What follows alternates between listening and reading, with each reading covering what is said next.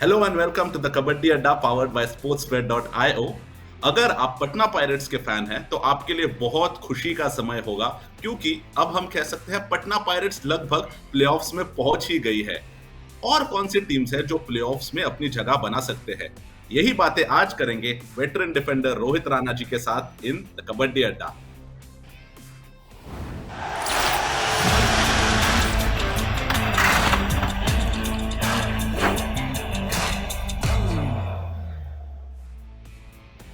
Good morning Rohit ji, welcome to the show. Good morning Sohail भाई, thank you. Rohit जी, अब ऐसा समय आ गया है कि प्लेऑफ्स की रेस बहुत इंटेंस हो गई है और हर टीम के लिए लगभग हम कह सकते हैं हर एक मैच एक डू और डाई मैच की तरह हो गया है। तो काफी एक्साइटिंग समय शुरू है प्रो कबड्डी में। जी साहिल भाई, अभी सबसे मेन क्रूशियल टाइम चल रहा है क्योंकि अभी लीग धीरे धीरे पीछे की तरफ हो रही है और टाइम भी खत्म हो रहा है, मैचेस भी फाइनल सेमीफाइनल प्ले ऑफ आने वाला है। तो मुझे लगता है कि कुछ टीमें हैं जिनका अभी कंफर्म है, कुछ भी के एक दो टीमों का कंफर्म है कि वो प्ले ऑफ में पहुंच जाएगी, पर बाकियों के बीच में भी फाइट चल रही है। अभी आने वाले तीन या दो या तीन मैच जो उनके बाकी हैं उसमें डिसाइड होगा अब कौन प्ले ऑफ में पहुंचेगा। पर ये इजी नहीं है, बहुत टफ है और बहुत ही चेंज मिलने को मिलेगा, बहुत ही फेर उलट होगा यहाँ पे और देखते हैं अभी क्या होता है। बिल्कुल। जो मैचेस अब तक हुए रोहित भाई, उसके बारे में डिस्कस हम जरूर करेंगे। उससे पहले जैसे हर एपिसोड में हम करते हैं, मैं सारे हमारे व्यूअर्स को कहना चाहूंगा कि स्पोर्ट्स अड्डा की ढेर सारी मर्चेंडाइज आप हमारे इस शो के थ्रू जीत सकते हैं। अगर आपको मर्चेंडाइज जीतनी है, बहुत आसान सा प्रोसीजर है। आपको हमारे यूट्यूब चैनल पर आना है, सब्सक्राइब करना है, लाइक करना है, बेल आइकन को दबाना है और एक बहुत आसान सा सवाल हम हर एपिसोड में पूछते हैं, उसका जवाब आपको देना है। इस एपिसोड का सवाल, Which two PKL players have won two Best Defender awards each? वो कौन से दो PKL के खिलाड़ी हैं जिन्होंने दो प्रो कबड्डी में बेस्ट डिफेंडर के खिताब जीते हैं? काफी टॉप के प्लेयर्स हैं रोहित जी, तो ये सवाल भी मैं समझूंगा थोड़ा इजी ही होगा। जी, इसी उन्हीं के लिए है जो हम हर बार की तरह बोलते हैं कि जो कंटिन्यू प्रो कबड्डी से देखते आ रहे हैं उनके लिए तो इजी है, इतना बिल्कुल। मुश्किल नहीं है। बिल्कुल, और हम पिछले एपिसोड के विनर का नाम भी अनाउंस करेंगे इस शो में आगे। तो प्लीज इस शो में हमारे साथ बने रहिए जानने के लिए आपने पिछले एपिसोड में मर्चेंडाइज जीती है या नहीं। रोहित जी, अब हम आएंगे हमारे मैच रिव्यूज पर।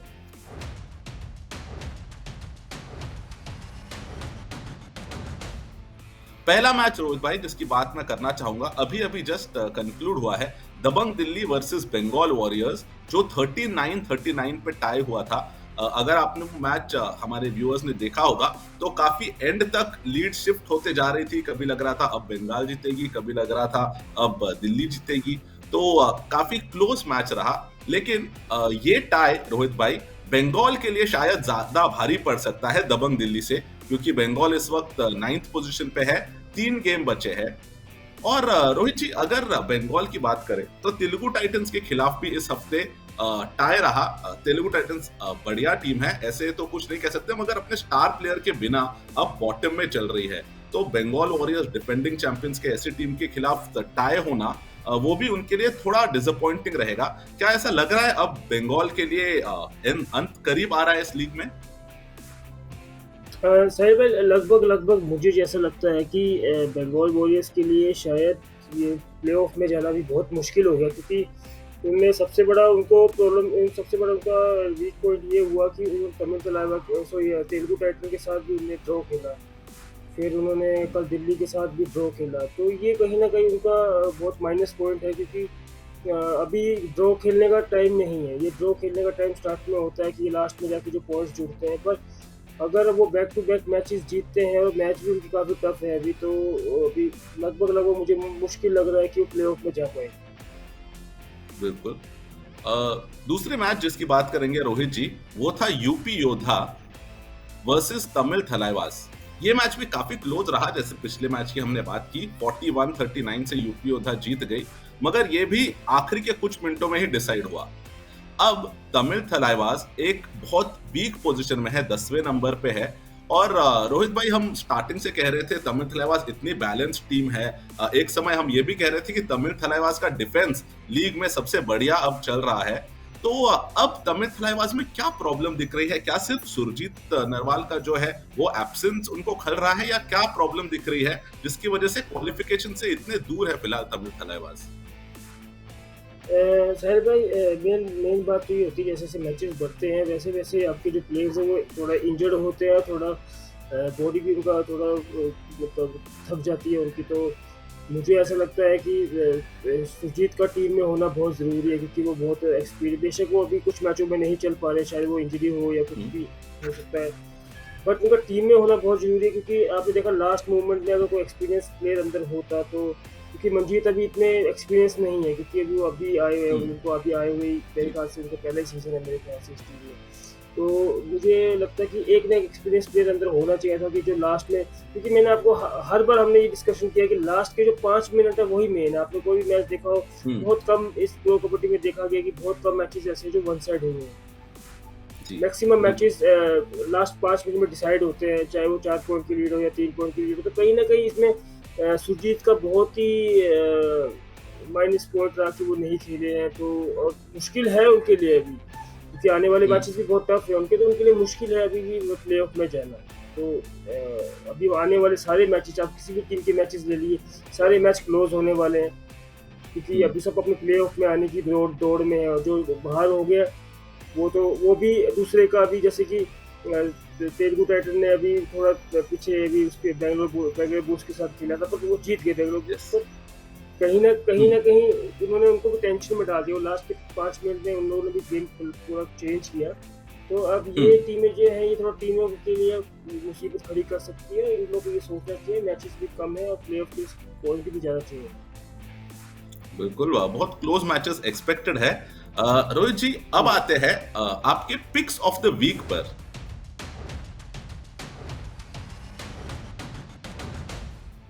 रोहित जी, 7 प्लेयर आपको चुनने होते हैं पिछले हफ्ते से, जो आपके हिसाब से एक परफेक्ट टीम हम कह सकते हैं प्रो कबड्डी की पिछले हफ्ते की रही। तो कौन है आपके 7 पिक्स ऑफ द वीक? साहिल भाई, मेरी टीम में पिक्स ऑफ द वीक में है दीपक हुड्डा, जो एक अच्छे, बहुत ही अच्छे ऑलराउंडर साबित हुए हैं। और हम्म, सचिन, जो पटना पायरेट्स के रेडर हैं, और गुमनाम सिंह जो भी नए रेडर आए हैं, हम्म, उनने भी बहुत अच्छा परफॉर्मेंस दिया है अभी लास्ट के मैचों में, आपने देखा होगा। और जी, फिर सुनील आगे कवर में, सुनील भी अपनी टीम के एक तरह की रीढ़ की हड्डी अब माने जाते हैं, क्योंकि उन्होंने बहुत अच्छा परफॉर्म कमबैक भी किया है। जयदीप तो और अच्छी तरह खेल ही रहे हैं। फिर और इसमें सबसे ज़्यादा इम्प्रेस किया है हमें रिज़ाक ने, जो पटना पायरेट्स के मोहम्मद रिज़ाक हैं, हम्म, उन्हें बहुत यस, इम्प्रेस किया है। और एक नए अभी उनके नए अभी उन्होंने सब्स्टिट्यूट किया था शुभम शिंदे को, बहुत बैलेंस गेम हम्म, खेला इनने, और बहुत ही अच्छा प्यारी गेम। मैं आपको कहता हूँ इस टाइम पूरे प्रो में, जैसे कि मैंने एक चीज़ देखी थी, जैसे मोहम्मद रिज़ाक है, उन्हें कोच ने कहा कि हम्म, रिज़ाक डाई कंफर्म। तो मतलब जब वो कहते हैं कि डाई कंफर्म, तो रिज़ाक डाई कंफर्म ही मारता है, उससे पहले वो बहुत कम छेड़ता हम्म, है। जैसे कोच हम्म, ये सबसे बड़ी प्लेयर की एक क्वालिटी होती है, जब प्लेयर कोच की सुन के खेलता है, तो एक क्वालिटी होती है कि कोच भी इसमें खुश रहता है, हम्म, टीम भी खुश रहती है, और टीम विन भी करती है। हम्म, और सचिन बिल्कुल, ने भी बहुत अच्छा परफॉर्म किया। सचिन ने भी हम्म, इतना हाई स्कोर नहीं किया, बट बहुत अच्छा हम्म, कंट्रीब्यूट किया अपनी टीम के लिए, और जब हाई स्कोर करा तब उसने हाई स्कोर भी किया। गुमनाम सिंह ने लास्ट के मैच में जी, आउटस्टैंडिंग परफॉर्मेंस किया। दीपक हुड्डा का इस टीम में होना, इसे मैंने इसलिए इस टीम में है क्योंकि कहीं न कहीं दीपक हुड्डा जयपुर टीम के एक मेन प्लेयर है, कहीं न कहीं। अगर किसी को हम्म, लगता है कि नहीं अर्जुन है मेन प्लेयर या संदीप धुल है, नहीं। कहीं न कहीं दीपक निवास हुड्डा ही मेन, मेरे को लगता है उनकी रीढ़ की जो हड्डी होती है, जो बैकबोन ऑफ बिल्कुल, जयपुर टाइटंस के अंदर, वो दीपक है। क्योंकि हम्म, कुछ मैचों में अभी अर्जुन नहीं चल पाए हैं, तो दीपक हर मैच में चले हम्म, हैं। जैसे उनको फर्स्ट रेडर बनाया गया, उन्होंने अपना आउटस्टैंडिंग परफॉर्मेंस दिया। बिल्कुल। और दीपक हुड्डा के लिए एक तरह से ये भी कह सकते हैं रोहित जी, ये एक काफी सीजन है जहां उनको काफी कुछ प्रूव करना है। पिछले ऑक्शन में लोगों को जी। लगा था वापस जो उनकी जो बोली है वो करोड़ों में लगेगी फिर से, मगर वहां तक नहीं पहुंच पाए। जयपुर ने आसानी से रिटेन कर लिया। तो कहीं ना कहीं दीपक हुड्डा के लिए भी एक सीजन है जहां उनको एक पॉइंट है जो प्रूव करना है। जी, जी, क्योंकि ये, हाँ, मैंने भी एक्सेप्ट नहीं किया था कि एक्सपेक्टेशन नहीं थी मेरी कि दीपक हुड्डा के ऑक्शन में इतना वो होगा, बट उन्होंने अकॉर्डिंग टू ऑक्शन उन्होंने बाकी प्लेयरों के अकॉर्डिंग जो इतने महंगे प्लेयर हुए हैं, मुझे लगता है कि हम्म, दीपक हुडा ने बहुत आउटस्टैंडिंग परफॉर्मेंस किया है। मतलब वो वैसे बिल्कुल। ही अभी डिजर्व है ही, अभी इंडिया टीम के कैप्टन है वो। तो उन्हें अपने आप को प्रूव हम्म, कर चुके हैं ऑलरेडी। उसमें ऐसा कोई दो राय नहीं कि उनको वो कवर करना पड़ेगा, नहीं। वो अभी तक प्रूव कर चुके हैं, क्योंकि जयपुर की पहले स्थिति अच्छी नहीं थी। अभी देखो ना, दीपक हम्म, हुडा जैसी टीम के बाहर से स्थिति कितनी खराब हो गई टीम की। अब जैसे टीम यस। में वापस आए हैं, फिर देखो आप टीम को कैसे, तो एक प्रकार की वो बैकबोन है जयपुर। और कहीं ना कहीं क्या रीजन होगा ये हमें पता नहीं, but he is hmm, a perfect all rounder. बिल्कुल, बिल्कुल। रोहित जी, और ऐसी सारी बातें करेंगे मेरे फेवरेट सेगमेंट में आगे। मगर उससे पहले एक और बार हमारे जो सारे व्यूअर्स हैं उनको याद दिलाना चाहूंगा कि स्पोर्ट्स अड्डा की ढेर सारी मर्चेंडाइज है जो आप जीत सकते हैं, और जीतने के लिए बहुत आसान सा एक प्रोसेस है। रोहित जी, क्या क्या प्रोसेस में करना है लोगों को? चैनल को सब्सक्राइब करना है, बेल आइकन को दबाना है और लाइक करना है, और ये आसान से सवालों का जवाब देना है। बिल्कुल। और इस एपिसोड का सवाल, वो कौन से दो डिफेंडर है जिन्होंने प्रो कबड्डी में 2 बार बेस्ट डिफेंडर का खिताब जीता है? रोहित जी, इंग्लिश स्पीकिंग व्यूअर्स के लिए एक बार इंग्लिश में सवाल। Which two PKL players have won two Best Defenders award each? और जैसे हम हर एपिसोड में करते हैं, पिछले एपिसोड के जो विनर है उनका नाम हम अनाउंस करेंगे। पिछले एपिसोड में सवाल था कैप्टन कूल किन्हें कहा जाता है। रोहित जी, मुझे लगता है अब तक का सबसे आसान सवाल। हाँ, ये तो है। कैप्टन कूल तो वन ऑफ अपने हमारे अनूप भाई साहब को कहा जाता है। जो अनूप भाई बिल्कुल, बिल्कुल। काफी बोनस के अच्छे अच्छे बादशाह भी लेजेंड उन्हें है। कहा जाता है। जी, बोनस और स्लिप के बादशाह, मैं तो उनको स्लिप का ही बोलूंगा। बोनस और स्लिप परफेक्ट था उनका। बिल्कुल, बिल्कुल। और इस सवाल का सही जवाब दिया है राज अग्रवाल ने। तो राज जी, कॉन्ग्रेचुलेशंस, आप पिछले एपिसोड के हमारे विनर हैं और स्पोर्ट्स अड्डा की ढेर सारी मर्चेंडाइज आप जीत चुके हैं। हमारे बाकी व्यूअर्स भी अगर ये मर्चेंडाइज जीतना चाहते हैं तो प्लीज इस कॉन्टेस्ट में भाग लीजिए। इस बार भी हमने थोड़ा बहुत आसान सवाल ही रखा है, तो हम चाहते हैं कि मैक्सिमम व्यूअर्स इसमें भाग ले और ढेर सारी मर्चेंडाइज जीते। रोहित जी, अब बढ़ेंगे पॉइंट या एम्प्टी रेड की तरफ।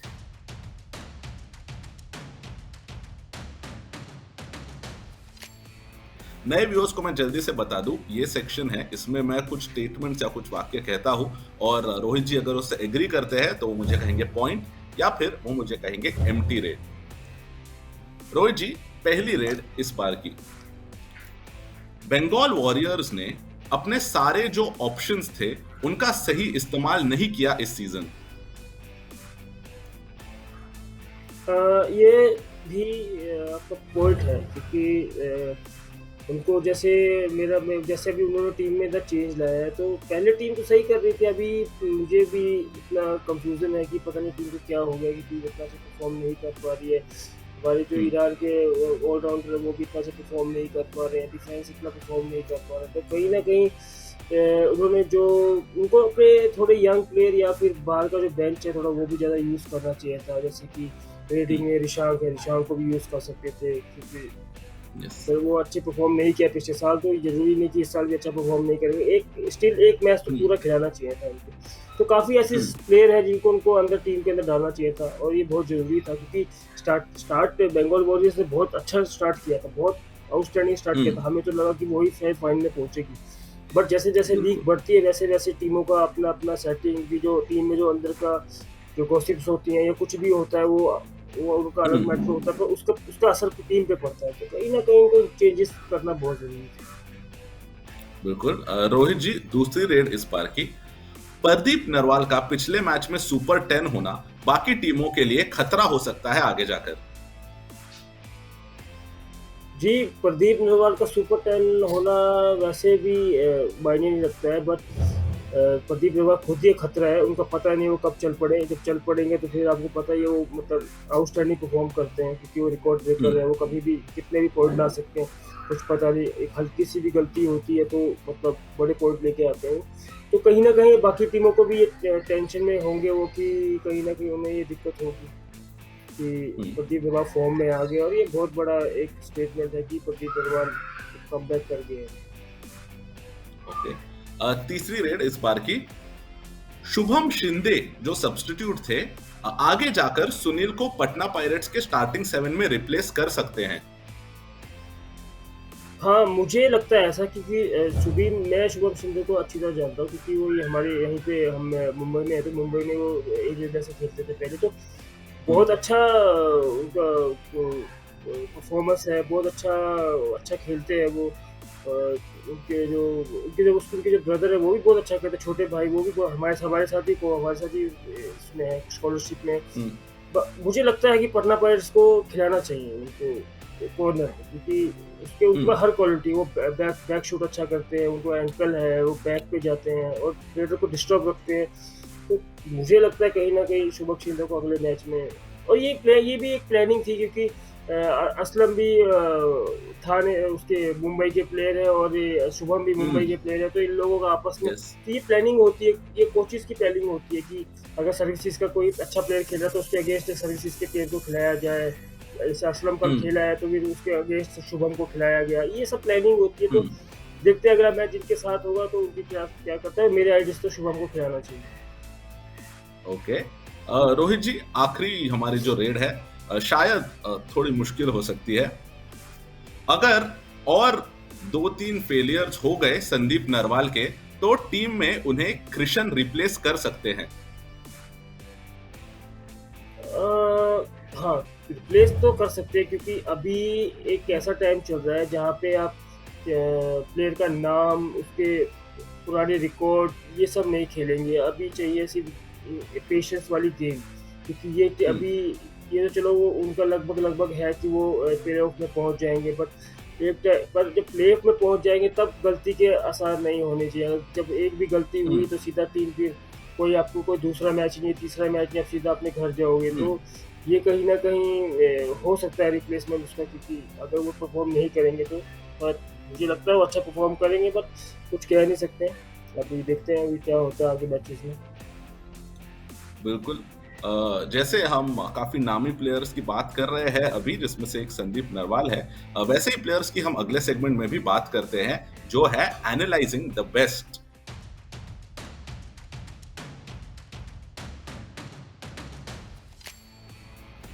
इस बार एनालाइजिंग द बेस्ट में प्लेयर हमारे हैं राहुल चौधरी। रोहित जी, आप भी काफी करीब से उनको जानते होंगे, मुझे लगता है उनके साथ आप खेल भी चुके हैं तेलुगु टाइटंस टीम में। जी। राहुल चौधरी रेड मशीन करके जाने जाते हैं।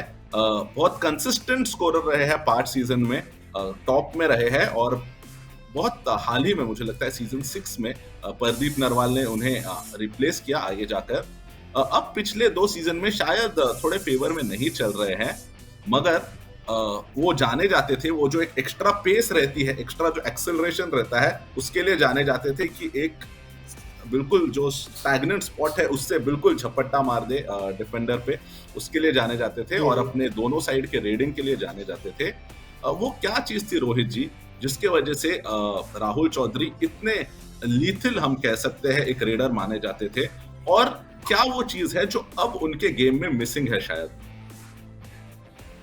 पहले तो हम मिसिंग की बात करते हैं। सबसे पहले तो मिसिंग की बात ये है कि जब आप अच्छी प्रैक्टिस करके आ रहे हैं, या फिर आप अच्छा कमबैक करने की कोशिश कर रहे हैं, तो आपको अगर चांस ना मिले तो आप आपको प्रूफ नहीं कर सकते हो। और आपको प्रूव हम्म, करने के लिए ये नहीं कि आपको 2 रेट दे दी या आधी रेट दे दिया या 30 सेकंड की रेट दे दी, तो प्रूव करने के लिए 1 या 2 मैच तो लगेंगे। वो हम्म, बहुत वो, अब जैसे अब दीपक हुड्डा ने को कमबैक करना है, तो दीपक हुड्डा को चांस ही नहीं देंगे तो वो कमबैक कैसे करेगा? तो एक पॉइंट तो ये बिल्कुल, है। दूसरा ये है कि कहीं न कहीं अभी अनूप भाई साहब ने अगर कोई डिसीज़न लिया है, तो कुछ उनकी आपसी कुछ बात हो सकती है, या कुछ को इंजरी हो सकती है, या फिर शायद उनके अपनी-अपनी सब कोचों की, अभी देखो कोच के साथ अभी कोई क्या बोल सकता है। अब उनने कुछ और हम्म, प्लान किया होगा कि शायद हम आने वाले मैचों में उतारेंगे उसको या सरप्राइज़ देंगे। बहुत कुछ हम्म, रीज़न हो सकते हैं। बट अभी मुझे नहीं लगता कि अभी कि राहुल चौधरी कमबैक नहीं कर सकते। वो बहुत ईज़िली कमबैक कर हम्म, सकते हैं, उनमें एबिलिटी भी है। कुछ नहीं होता, एक साल आदमी परफॉर्मेंस नहीं देता, ज़रूरी नहीं कि हर सीज़न में ये आदमी परफॉर्मेंस करे या प्लेयर परफॉर्मेंस करे।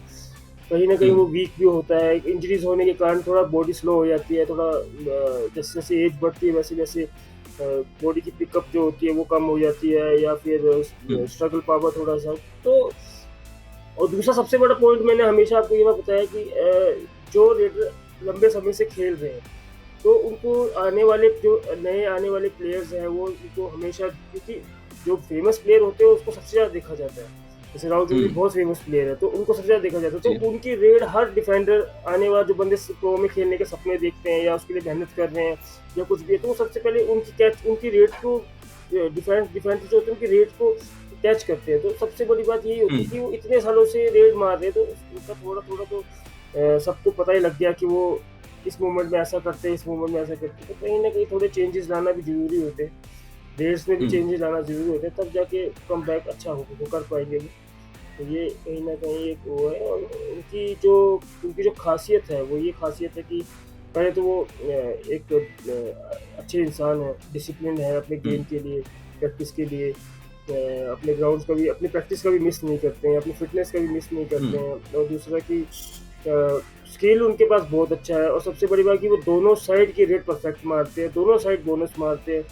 बोनस तो वो हम्म। कहीं भी मार सकते हैं, और हैंड टच सब कुछ है उनके पास। मैं बोलूँ उनके पास किस चीज़ की कमी है, मुझे तो नहीं लगता किसी चीज़ की कमी है। वो बहुत, बस उन्हें एक चांस की ज़रूरत है। शायद अगर इस सीज़न तो पता नहीं चांस मिलेगा नहीं मिलेगा, अगर नेक्स्ट सीज़न उनको चांस मिले तो मे बी वो अगर फर्स्ट रेडर खेलेंगे तो फिर से जैसे 1 टू 6 सीज़न में अच्छा परफॉर्म किया है, तो वैसे ही करेंगे शायद। हम्म। ओके। हम भी काफी एक्साइटेड है ये देखने के लिए कि राहुल चौधरी कैसे कमबैक करते हैं, क्योंकि काफी फैंस की, जैसे हम कह सकते हैं, दिल की धड़कन है राहुल चौधरी। एक समय पोस्टर बॉय कहते थे कबड्डी का राहुल चौधरी को। तो हम जी, भी जी। काफी एक्साइटेड है राहुल चौधरी के कमबैक के लिए। होपफुली इस सीजन में हो जाए, या फिर इस सीजन में नहीं तो अगले सीजन में जरूर हम एक्सपेक्ट करेंगे कि हो जाए। रोहित जी, आखिरी सेगमेंट जिसमें हम आपसे एक बहुत बहुत मुश्किल काम कराते हैं, जो है आने वाले मैचेस के विनर्स को प्रेडिक्ट करना, वो आ रही है अभी। उसके पहले एक आखिरी बार सारे हमारे व्यूअर्स जो है उनको मैं बता दूं कि स्पोर्ट्स अड्डा की ढेर सारी मर्चेंडाइज, जैसे हम शो में कहते आ रहे हैं, आप जीत सकते हैं। और प्लीज हम चाहते हैं कि आप इस कॉन्टेस्ट में भाग ले और मर्चेंडाइज जीते, क्योंकि मर्चेंडाइज हमने आपके लिए ही रखी है। और मर्चेंडाइज जीतने के लिए बहुत आसान सी चीज करनी है, जैसे हमने कहा था, सब्सक्राइब कीजिए चैनल को। अगर आपने अब तक नहीं किया तो वीडियो यहां तक देख लिया है, सब्सक्राइब तो करना ही चाहिए। सब्सक्राइब कर लीजिए, बेल आइकन को दबाइए, वीडियो को लाइक कीजिए, और आसान से एक सवाल का जवाब कमेंट्स में दे दीजिए। इस एपिसोड का सवाल: Which two PKL players have won 2 Best Defender awards each? वो कौन से दो प्रो कबड्डी के प्लेयर हैं जिन्होंने 2 बार बेस्ट डिफेंडर का खिताब जीता है? तो कॉन्टेस्ट में भाग लीजिए और ढेर सारी स्पोर्ट्स अड्डा की मर्चेंडाइज जीतिए। रोहित जी, अब सबसे मुश्किल जो सेगमेंट है, आपके लिए एक प्रेशर रेड हम कह सकते हैं इसे, जो है राणा बिल्कुल। की रेड।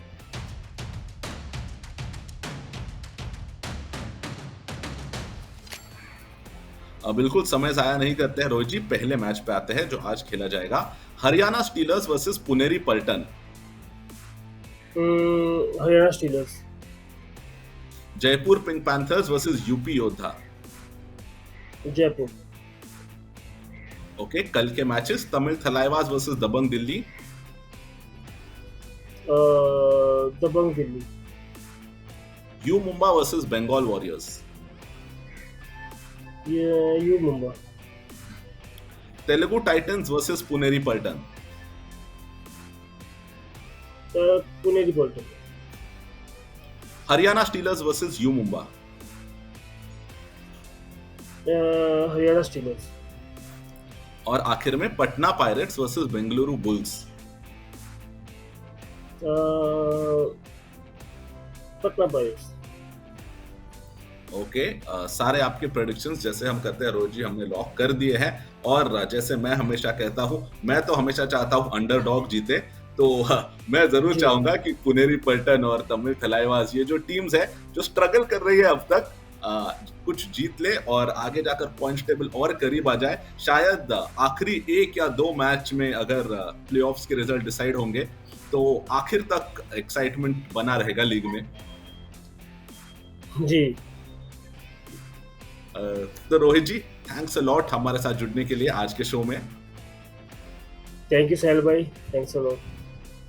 और मैं हमारे सारे व्यूअर्स को कहना चाहूंगा कि एवरी मंडे और फ्राइडे को हम कबड्डी अड्डा के नए एपिसोड्स लेकर आते हैं, तो प्लीज चैनल को सब्सक्राइब कीजिए और हर हफ्ते हमारे इन एपिसोड से जुड़िए। रोहित जी बहुत वैल्यूबल हमें अपनी जो इनसाइट है वो देते हैं, तो अगर आप कबड्डी को पसंद करते हैं तो ये शो बिल्कुल आपके लिए ही बना है। अब आपसे मिलेंगे अगले मंडे को, तब तक मुझे भी इजाजत दीजिए। मैं हूं साहिल और ये था द कबड्डी अड्डा।